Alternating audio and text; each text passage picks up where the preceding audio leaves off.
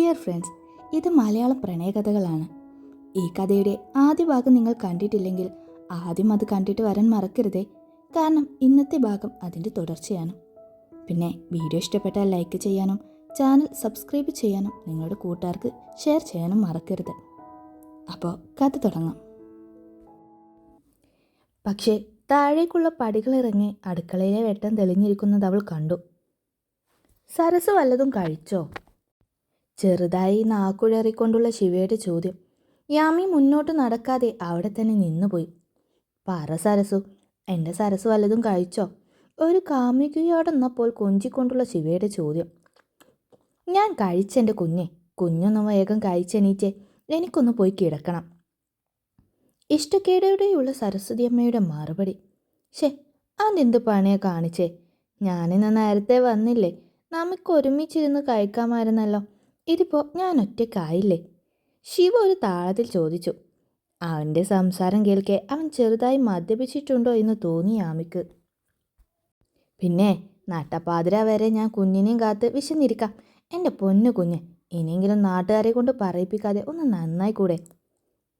അങ്ങേയറ്റം സ്നേഹത്തോടെ ശിവ സംസാരിക്കുമ്പോൾ സരസ്വതിയമ്മയുടെ മറുപടി അങ്ങേയറ്റം ഈർഷ്യത്തോടെയായിരുന്നു. ഞാൻ നല്ലതല്ലെന്ന് സരസുവിനോട് ആര് പറഞ്ഞു? പറ, ആര് പറഞ്ഞു? എൻ്റെ അത്ര നല്ലവൻ ഈ നാട്ടിലില്ല എൻ്റെ സരസു. സത്യം, ഈ ശിവയുടെ അത്ര നല്ലവൻ ഈ നാട്ടിൽ വേറെ ഇല്ല. സരസ്വതിയമ്മ വിളമ്പിക്കൊടുത്ത ചോറ് വാരി കഴിച്ചുകൊണ്ട് ശിവ പറഞ്ഞു. സരസ്വതിയമ്മ അതേ അതേ സത്യം എന്നൊരു പുച്ഛഭാവത്തിൽ അവനെ നോക്കി തലയാട്ടി. ഇന്നാ ഇത് കഴിക്ക്. ഇത്രയും നേരം എനിക്ക് വേണ്ടി ഉറങ്ങാതെ കാത്തിരുന്നതിന് ഈ ശിവയുടെ വക ഒരുരുള ചോറ്. വാ തുറക്ക്. ഒരു പിടി ചോറ് അവൻ സരസ്വതിയമ്മയുടെ അടുത്തേക്ക് നീട്ടി. എനിക്ക് വേണ്ട, കുഞ്ഞിതൊന്ന് വേഗം കഴിച്ചു പോയി കിടന്നേ. അത് പറ്റില്ല, എൻ്റെ വക ഒരു ഉരുള. ശിവയുടെ കൈ സരസ്വതിയമ്മയുടെ ചുണ്ടോരം മുട്ടി. ഇത് നല്ല ഭ്രാന്ത് തന്നെ എൻ്റെ കുഞ്ഞെ. നേരെ എത്ര എന്ന വിചാരം? 12 ആവാറായി. വല്ല ബോധവും ഉണ്ടോ? മൂക്കുമുട്ടെ കള്ളം കുടിച്ചിട്ട് നട്ട പാതിരാക്ക് കയറി വന്ന് മനുഷ്യൻ്റെ ഉറക്കം കളയാനായി. അവൻ നീട്ടിയ ഉരുള കഴിക്കാതെ വേറെ വഴിയില്ലെന്നറിയാവുന്ന സരസ്വതിയമ്മ വാ തുറന്ന് കഴിച്ചുകൊണ്ട് അരിശത്തോടെ പറഞ്ഞു. ശിവ വരുന്ന നേരവും കാലവും വന്ന എങ്ങനെയായിരിക്കുമെന്നും എല്ലാം നന്നായി അറിയാവുന്ന സരസ്വതിയമ്മ സ്വയം പെറുത്തു കൊണ്ടിരുന്നു. എന്നാലും എൻ്റെ സരസു, ഈ ബീഫ് ഇങ്ങനെ ഇത്ര ടേസ്റ്റിൽ ഉണ്ടാക്കാൻ എങ്ങനെ? സരസുവിനെ കഴിഞ്ഞിട്ടേ ഈ നാട്ടിൽ ആളുള്ളൂ. എന്തൊരു രുചിയാ! സച്ചു ഇന്നുകൂടെ പറഞ്ഞതേയുള്ളൂ. ഇത് ഒരു കാര്യം ചെയ്യ്, ഈ ബാക്കിയുള്ളത് എടുത്തു വെക്ക്, നാളെ അവന് കൊണ്ടു കൊടുക്കാം. കഴിച്ചെണീറ്റ് കൈ കഴുകിക്കൊണ്ട് ശിവ നാക്കുയറി പറഞ്ഞതും തൻ്റെ പാചകത്തെ പുകഴ്ത്തതിലുള്ള തനക്കനം സരസ്വതി അമ്മയ്ക്ക് വന്നു കഴിഞ്ഞിരുന്നു. അല്ലെങ്കിൽ വേണ്ട, ഞാൻ നാളെ 2 കിലോ ബീഫ് കൊണ്ടുവരാം. സരസ് അതൊന്നും ഉണ്ടാക്കി തന്നാൽ മതി. ശേഖരൻ മുതലാളിയുടെ കീശയിലെ കാശ് കൊണ്ടുള്ള അന്നമൊന്നും എൻ്റെ സച്ചുവിന് വേണ്ട. അവനുള്ളത് ഞാൻ വാങ്ങിച്ചോളാം. പിന്നെ നാളെ ആ ബീഫ് ഉണ്ടാക്കുന്നതിനുള്ള കൂലി അതും ഞാൻ വേറെ തരും. ഓക്കെ സരസു? സരസ്വതി അമ്മയുടെ സാരി തലപ്പെടുത്ത് കൈയും മുഖവും തുടച്ചുകൊണ്ടവൻ ഒരു താളത്തിൽ പറഞ്ഞുകൊണ്ടിരുന്നു. യാമി ആ കാഴ്ച കൊണ്ടാണ് അടുക്കളയിലേക്ക് വന്നത്. ഈ പെണ്ണിന് തുറക്കമൊന്നും ഇല്ല എൻ്റെ ശിവനെ. എന്താടി? യാമിയെ കണ്ടതും ശിവ അവനെ നോക്കി ചോടിയോടെ ചോദിച്ചു. എന്താ മോളെ? സരസ്വതി അമ്മ അവളുടെ അടുത്തേക്ക് ചെന്നു. ഞാൻ വെള്ളമെടുക്കാൻ വന്നതാ അമ്മ. യാമി കുഞ്ഞൊരു ചിരിയോടെ പറഞ്ഞുകൊണ്ട് പൈപ്പിൽ നിന്നും വെള്ളമെടുത്തു. ഓ, അപ്പോൾ വെള്ളമാടിയും ഉണ്ടല്ലേ? എങ്ങനെ, കമ്പനിക്ക് ആളെ കൂട്ടുമോ? ശിവ മുണ്ടും അടക്കി കുത്തി അവളുടെ അടുത്തേക്ക് വന്നു. രുദ്രം കുഞ്ഞ് പോയി കിടന്നേ, ചെല്ല്. സരസ്വതിയമ്മ ശിവനെ പിടിച്ചു മേലെ ഹാളിലേക്ക് നടന്നു. കമ്പനി വേണമെങ്കിൽ പറയാൻ പറ സരസു. ഇക്കാര്യത്തിൽ സ്വന്തം അച്ഛൻ വിളിച്ചാലും ശിവ കമ്പനി കൊടുക്കും.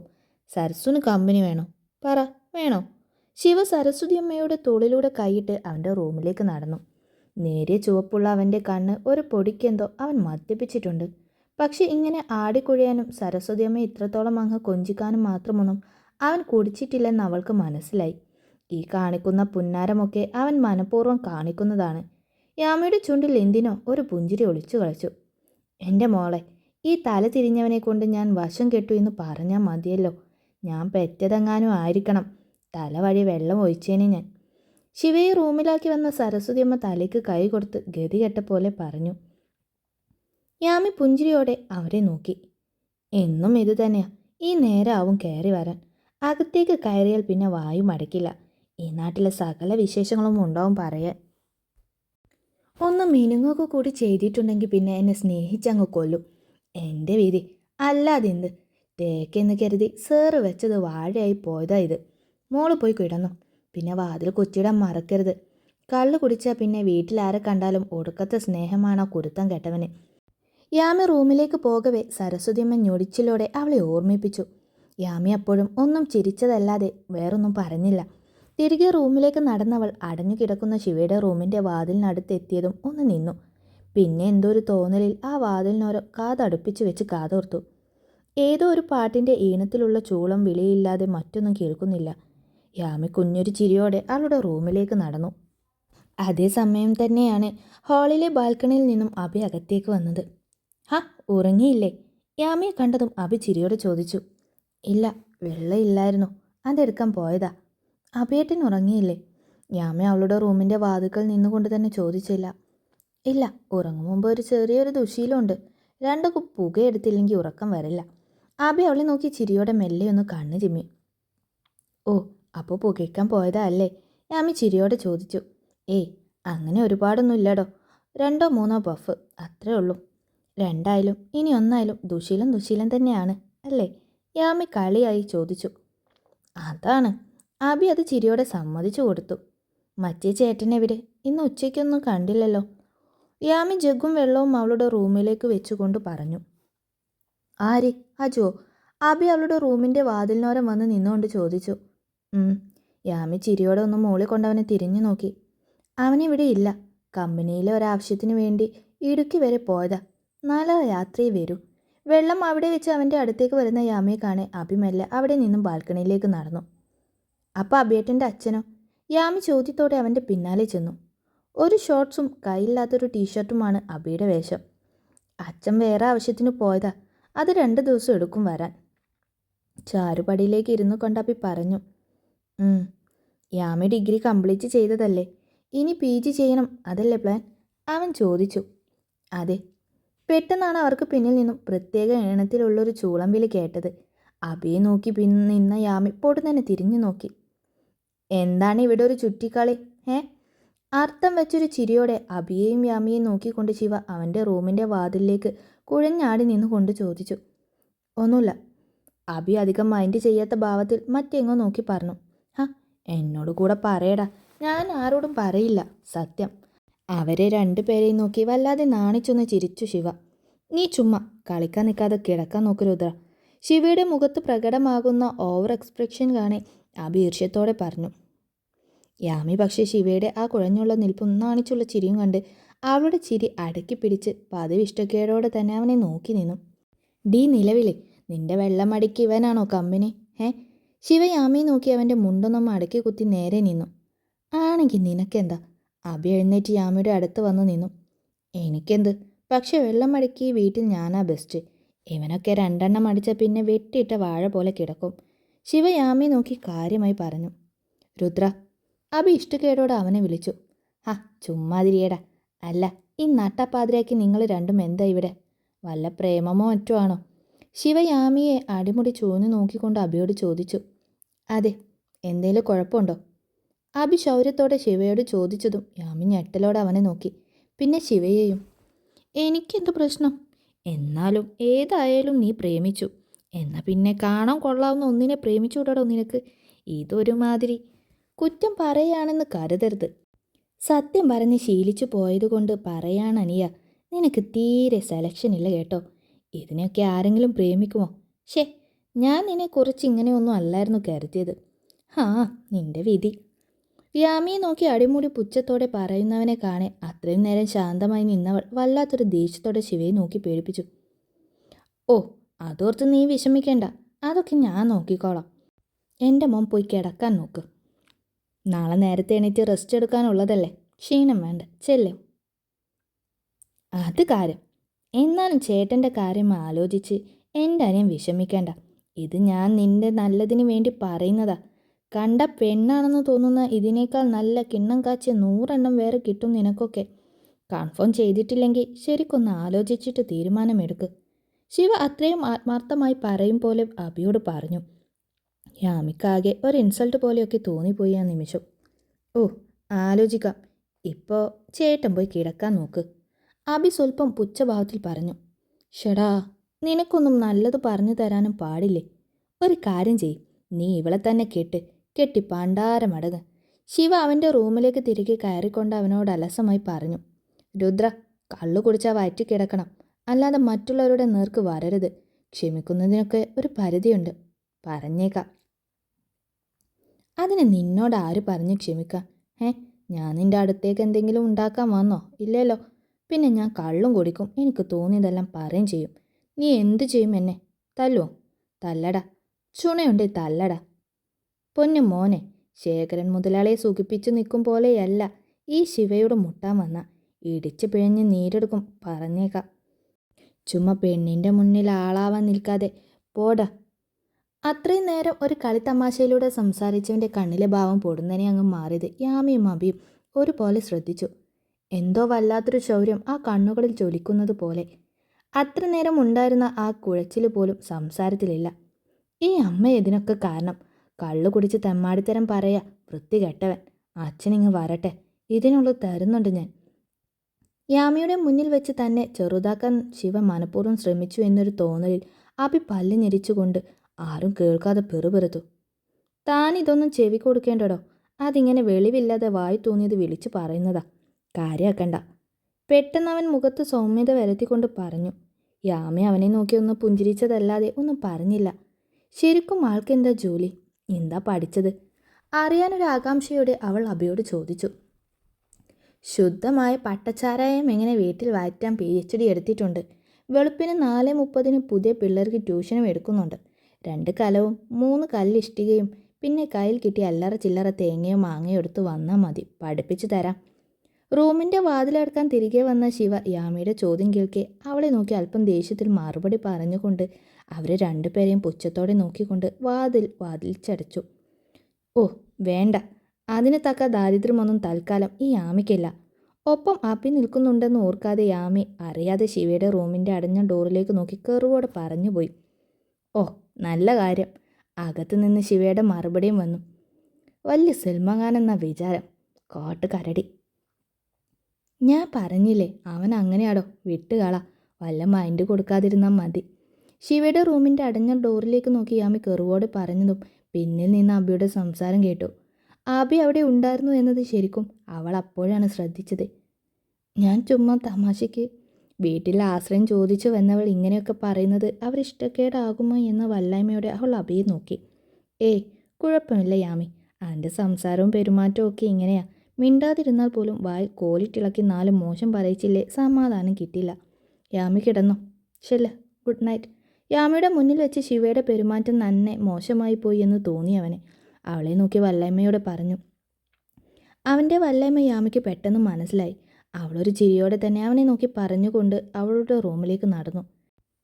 യാമി കയറിപ്പോയ റൂമിലേക്ക് നോക്കി കുറച്ചു നേരം കൂടെ എന്തോ ആലോചിച്ച് നിന്നെങ്കിലും കുറെ കഴിഞ്ഞതും അബിയും അവൻ്റെ റൂമിലേക്ക് നടന്നു. ഇനിയും പിണങ്ങി നിൽക്കല്ലേനോ, കണ്ടു നിൽക്കാൻ വയ്യടി മോളെ. നിന്റെ തൊട്ടരികെ ഞാൻ ഉണ്ടായിട്ടും ഒന്ന് നോക്കിയോടി നീ എന്നെ. അത്രയ്ക്ക് വെറുത്തു പോയോടി. പറ്റിപ്പോയതാ മോളെ, നിന്റെ നല്ലതിനാണെന്ന് കരുതിയ. ക്ഷമിക്കടി, കഴിഞ്ഞതൊക്കെ മറന്നു കളാം, നമുക്ക് ജീവിക്കാം. എൻ്റെ പൊന്നല്ലേ, ഈ പിണക്കമൊക്കെ കളഞ്ഞ് പഴയതുപോലെ ഒന്ന് സ്നേഹത്തിൽ മിണ്ടടി എന്നോട്. നീ ഇല്ലാതെ എനിക്ക് പറ്റുന്നില്ല. പ്ലീസ്, എൻ്റെ മോളല്ലേ, പിണങ്ങല്ലേ. ദൈവം നേരിട്ട് വന്ന് പറഞ്ഞാലും ഇനി ഞാൻ നിന്നെ വിട്ടുകൊടുക്കില്ല, സത്യം. ഒന്നെന്നെ വിളിക്കടി, പ്ലീസ് പ്ലീസ്.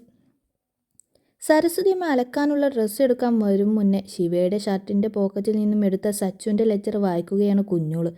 കണ്ണുനീർ തുള്ളികൾ ഇറ്റു വീണ് കത്ത് കണ്ണുനീരിൽ കുതിർന്നിട്ടുണ്ട്. ഹൃദയത്തിൽ അത്രമേൽ ആഴത്തിൽ പതിഞ്ഞൊരു പ്രണയം അവളെ ഒന്ന് പുഞ്ചിരിപ്പിക്കാൻ പോലും കഴിയാത്ത വിധം തളർത്തുന്നു. കുഞ്ഞോളെ, താഴെ നിന്നു സുഭദ്രാമ്മ അല്പം ഉച്ചത്തിൽ വിളിച്ചതും കത്തിലേക്ക് കണ്ണു നട്ട് കിടന്നവൾ വെപ്രാളത്തോടെ പിടന്നെഴുന്നേറ്റു. എന്താ അമ്മേ? തൊണ്ടയിൽ ഉരുണ്ടുകൂടിയ നൊമ്പരം മടക്കിക്കൊണ്ടവൾ വിളി കേട്ടു. നീ അനിയുടെ റൂമൊന്ന് വൃത്തിയാക്കിയിട്ടേ. അവർ വന്ന് കയറുമ്പോൾ അതിനകത്തിനി വല്ല പൊടിയും കണ്ട തീർത്തമോൾക്ക് അത് മതി മുഖം വീർപ്പിക്കാൻ. ഒന്ന് പെട്ടെന്ന് വന്ന് വൃത്തിയാക്കിയിട്ടേ.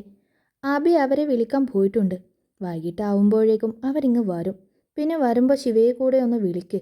സമയം 11 മണി കഴിഞ്ഞു. സുഭദ്രാമ്മ അല്പം ശബ്ദത്തിൽ വിളിച്ചു പറഞ്ഞു. യാമി വന്നിട്ട് 4-5 ദിവസമായെങ്കിലും സുഭദ്രാമ്മയുടെ ശബ്ദം ഇത്രയും ഉച്ചത്തിൽ കേൾക്കുന്നത് ഇന്ന് ആദ്യമാണ്. തീർത്ഥമോൾക്ക് പൊടി അലർജിയാണ്. അമേരിക്കയിലൊക്കെ വളർന്ന കുട്ടിയല്ലേ. അതാ സുഭദ്രാമ്മയ്ക്ക് വലിയ കാര്യമാണ്. തീർത്ഥമോളെയും അതിൻ്റെ ആങ്ങളച്ചെക്കനെയും എല്ലാം. നമ്മുടെ കുഞ്ഞോളെ കെട്ടിയ ചെറുക്കനെ ഞാൻ പറഞ്ഞില്ലായിരുന്നോ, തീർത്ഥമോളുടെ ചേട്ടനാ കുഞ്ഞോളെ വിവാഹം കഴിച്ചതെന്നൊക്കെ. ഉച്ചക്കത്തേക്കുള്ള സാമ്പാർ കഷ്ണങ്ങൾ അരിഞ്ഞുകൊണ്ട് സരസ്വതിയമ്മ യാമിയോട് ചോദിച്ചു. പറഞ്ഞിരുന്നു, യാമി പറഞ്ഞു. നമ്മുടെ കുംഭകർണനില്ലേ, അവനും തീർത്ഥമോളും ഒരു വകയ്ക്ക് ചേരില്ല. രണ്ടും മൊത്തം പോരാ. സരസ്വതിയമ്മ ഒരു കളിയാക്കി ചിരിയോടെ പറഞ്ഞു. സരസ്വതി, പെട്ടെന്നാണ് അവർക്കിടയിലേക്ക് സുഭദ്രാമ്മ വന്നത്. എന്താ സുഭദ്രാമ്മേ, എന്തെങ്കിലും വേണോ? അതല്ല, ഫ്രിഡ്ജിൽ ചിക്കൻ ഇരിപ്പുണ്ടോ? സുഭദ്രാമ്മ വന്ന് ഫ്രിഡ്ജ് തുറന്നു നോക്കിക്കൊണ്ട് ചോദിച്ചു. അയ്യോ ഇല്ലല്ലോ സുഭദ്രാമ്മേ, മിനിഞ്ഞാന്ന് അഭിമോൻ കൊണ്ടുവന്നത് മുഴുവൻ ഇന്നലെ തന്നെ ഉണ്ടാക്കിയില്ലേ. എന്നാൽ നീയൊന്ന് കവല വരെ പോയി ഇത്തിരി ചിക്കൻ വാങ്ങി വാ, രാത്രിയിലേക്ക് ഉണ്ടാക്കാം. എനിക്കും തീർത്ഥമോൾക്കും അതില്ലാതെയൊന്നും ഇറങ്ങില്ല. പിന്നെ നടന്നു പോകാൻ നിൽക്കേണ്ട, ആ സുദേവൻ്റെ ഓട്ടോറിക്ഷയിൽ പോക്കോ, സുഭദ്രാമ്മ അല്പം ഗൗരവത്തോടെ പറഞ്ഞു. ഓ, അവിടം വരെ പോയി വരാനിപ്പോൾ ഓട്ടോ വിളിക്കല്ലേ ഞാൻ. അതൊന്നും വേണ്ട, ഇവിടെ പണിയൊക്കെ കഴിഞ്ഞില്ലേ. ദേ സാമ്പാർ മടുപ്പത്തായി. ഇനിയിപ്പോൾ ഞാൻ തന്നെ സാവകാശം നടന്നു പോയി വാങ്ങി വന്നേക്കാം. തടിക്കൊരായാസവും ആവും. ഉടുത്തിരുന്ന കോട്ടൺ സാരി തലപ്പൊന്ന് കുടഞ്ഞ് നേരെ ഇട്ടുകൊണ്ട് സരസ്വതിയമ്മ പറഞ്ഞു. യാമി സരസ്വതിയമ്മയെ നോക്കി ഒരു ഭാഗത്ത് ഒതുങ്ങി നിൽക്കുകയാണ്. ഈ വീട്ടിലെ ഓരോരുത്തരുടെ കാര്യത്തിലായും സ്വന്തം എന്ന പോലെയാണ് സരസ്വതിയമ്മ ഓരോന്ന് ചെയ്യുക. ശിവയുടെ കാര്യത്തിലൊഴികെ ബാക്കി ഒരു കാര്യത്തിലും ആരെക്കുറിച്ചും സരസ്വതിയമ്മയ്ക്കൊരു പരാതിയോ ഇല്ല. എന്നാൽ പിന്നെ അങ്ങനെ ചെയ്യ്, വാങ്ങിക്കുമ്പോൾ ഇത്തിരി അധികം വാങ്ങിച്ചോ, സുഭദ്രാമ്മ ഒരു ചിരിയോടെ പറഞ്ഞുകൊണ്ട് അകത്തേക്ക് നടന്നു. ഞാനൊന്ന് പുറത്തു പോയി വരാട്ടോ മോളെ. നീ ഈ വെള്ളം തിളച്ചു കഴിഞ്ഞാൽ ആ ഇരിക്കുന്ന ജഗ്ഗിലേക്കും കുപ്പിയിലേക്കും നിറച്ച് വെക്കണം. മേലൊന്നും പൊള്ളിക്കരുത്. ഒരു പഴയ പേസും എടുത്ത് അടുക്കള വായി തന്നെ പുറത്തേക്ക് ഇറങ്ങിക്കൊണ്ട് സരസ്വതിയമ്മ യാമിയോട് പറഞ്ഞു. ഞാനും അമ്മയുടെ കൂടെ വന്നാലോ? യാമി ചിരിയോടെ ചോദിച്ചു. ഏയ് അതൊന്നും വേണ്ട, നിന്നെ ആരെങ്കിലുമൊക്കെ കാണില്ലേ. ഇതിപ്പോൾ ഈ നാട്ടിൽ ഈ വീട്ടിലുള്ളവർക്കല്ലാതെ മറ്റാർക്കും അറിയില്ല നീ ഇവിടെയുള്ള കാര്യം. എൻ്റെ കൂടെ വന്ന 100 ചോദ്യങ്ങളുണ്ടാകും. ആരാ എന്താ എന്നൊക്കെ ചോദിച്ച്. വെറുതെ എന്തിനാ നമ്മൾ പ്രശ്നം വിളിച്ചു വരുത്തുന്നത്?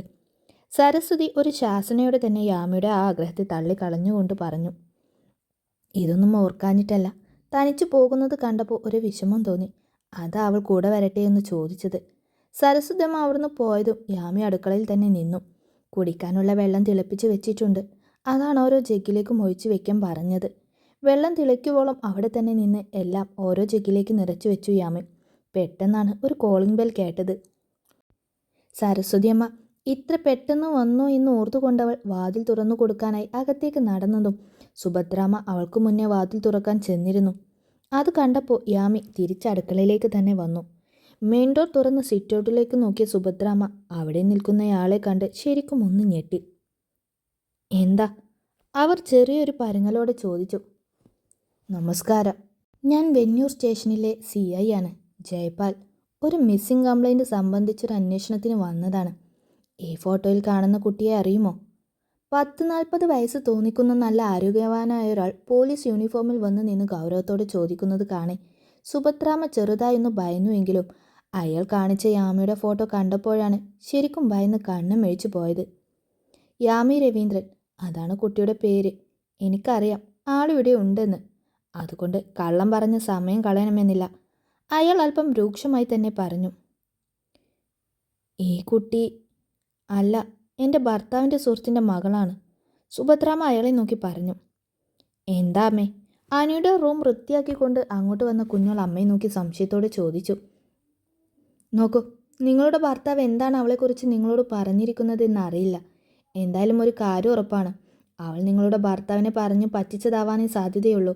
മാനസിക നില തകരാറിലായ ഇവളെ ഞങ്ങൾ അന്വേഷിക്കാൻ തുടങ്ങിയിട്ട് 1 മാസം ആവാറായി. അയാൾ അല്പം ദേഷ്യത്തോടെ സുഭദ്രാമ്മയെ നോക്കി പറഞ്ഞു. ഇല്ല, ആ കുട്ടിക്ക് സാർ പറഞ്ഞ പ്രശ്നങ്ങളൊന്നുമില്ല. നിങ്ങൾക്ക് ആള് മാറിയതാവും. കേട്ടതൊന്നും വിശ്വസിക്കാനാവാതെ സുഭദ്രാമ്മ വീണ്ടും പറഞ്ഞു. ദേ നോക്ക്, എനിക്ക് നിങ്ങളോട് കള്ളം പറയേണ്ട ആവശ്യമൊന്നുമില്ല. ഇവിടെ ആരും ഫോണൊന്നും ഉപയോഗിക്കാറില്ലേ? അവളെക്കുറിച്ചുള്ള വാർത്ത FBയിലൊക്കെ കൊടുത്തതാണല്ലോ. ഇനിയും സംശയമാണെങ്കിൽ ഇതൊന്ന് നോക്കൂ.